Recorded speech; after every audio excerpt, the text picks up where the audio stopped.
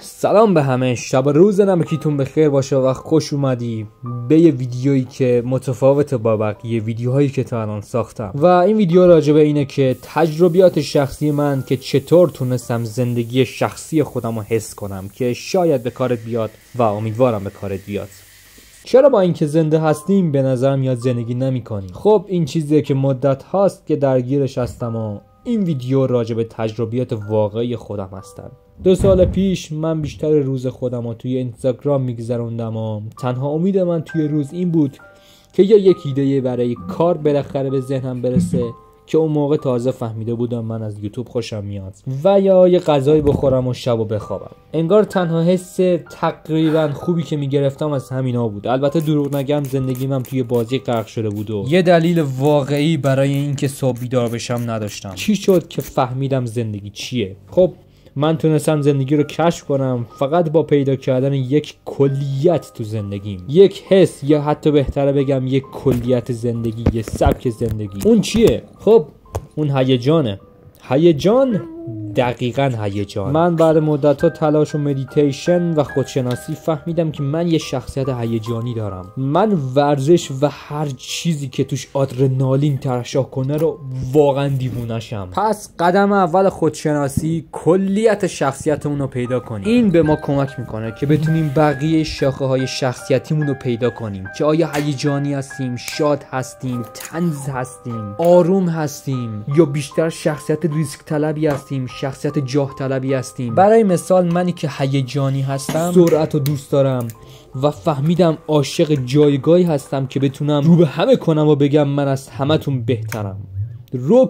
غرور بهترین حسه برای من. البته غرور در صورت که واقعیت داشته باشه که به اون میگن عزت نفس، نه غرور. حالا چطور فهمیدم من همچین شخصیتی دارم؟ خودشناسی زمان میبره و فرمول خاصی داره که فرمولی که من به ذهنم رسید و اونو توی زندگیم دارم به کار میبرم. اسمشو گذاشتم انقلاب شخصیتی. اهمیت نداره چه سنی داری، چه جنسیتی داری، فقط اینو میدونم که این تنها راه نجات هر شخصی که تا حالا تونستم بفهممش و وجودشو حس کنم. انقلاب شخصیتی اولین مبحثیه که با تجربه خودم کشفش کردم. میتونیم هم اسمشو بذاریم تخریب شخصیتی، چون قرار خودمون رو یه جورایی تخریب کنیم و از نو بسازیم، که البته باز همون ترجیح میدم بهش بگم انقلاب شخصیتی. همیشه تو زندگیم همین بهش میگفتم.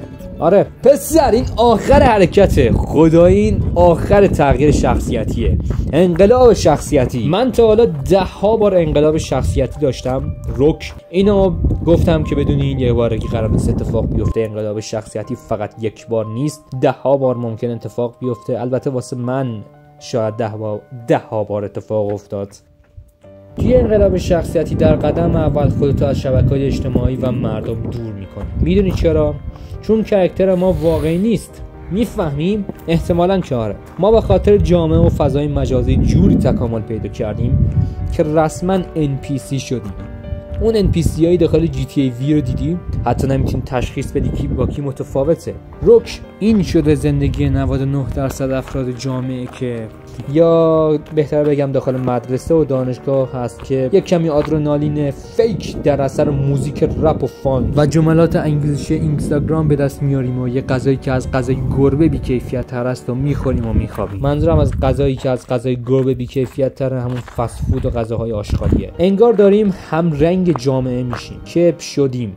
شاید فکر کنی نشدیم، یا شاید فکر کنی تو متفاوتی، یا شاید فکر کنی شخصیت اصلی داستان هستیم.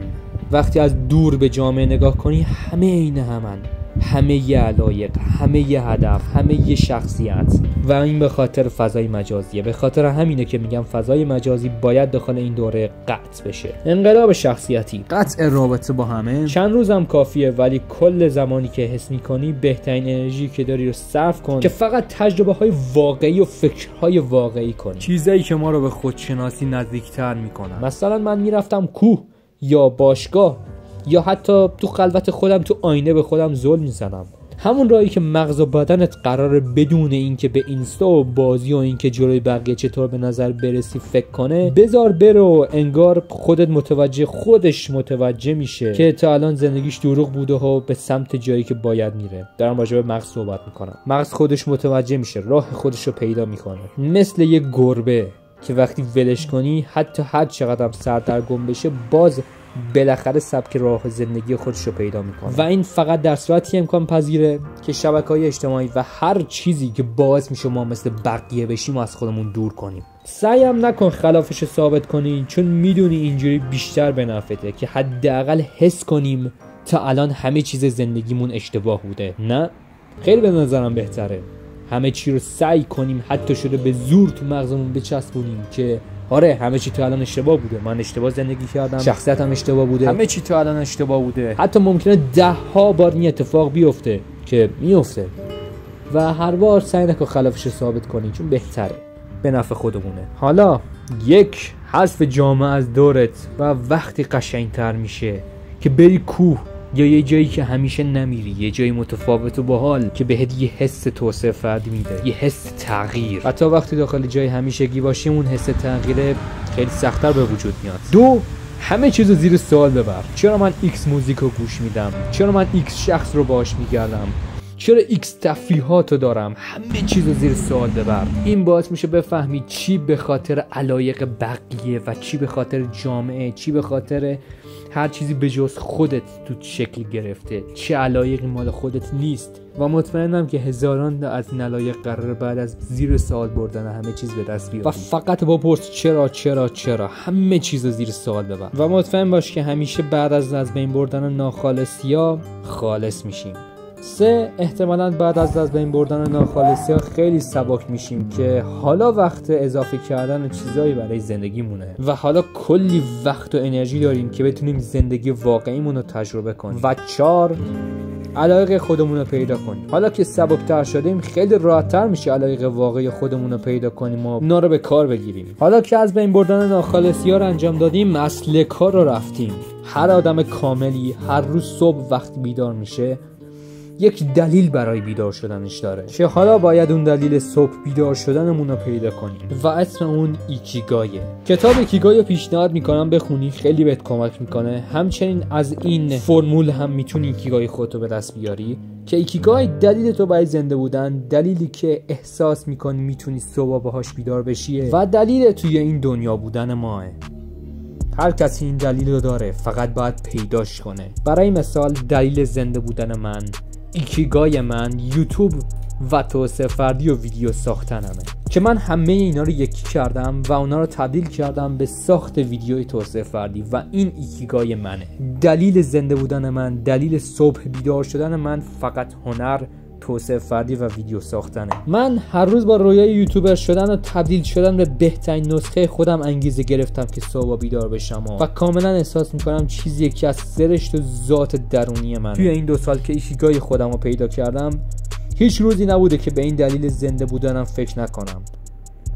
و کلیت حرفم اینه، همه ما برای زنده بودن یه دلیلی داریم. اون دلیل برای هر کس متفاوته. اون دلیلیه که هر آدمی که اینجا اومده یه دلیل برای زنده بودن داره و اونو نباید بسازه، باید اونو پیدا کنه با خودشناسی. وقتی که خودمون رو بشناسیم ایکیگای خودمون و دلیل زنده بودن خودمون رو پیدا میکنیم. ویدیو کوتاه بود، کلا 9 دقیقه است و نتونستم همین حرفامو بزنم. لایک و ساب فراموش نشه. هر حمایتی که میتونی از من بکن، یه لایک، یه ساب، یه کامنت و حتی شیر. ممنون که این ویدیو رو تماشا کردی. شب و روز نمکیت بخیر باشه و بدرود. دلیل زنده بودن خودت رو پیدا کن، چیزای مختلف امتحان کن و این یعنی خودشناسی است. شاید از یکیش خوشت اومد و فهمیدی دلیل زنده بودنت اینه. بدرود.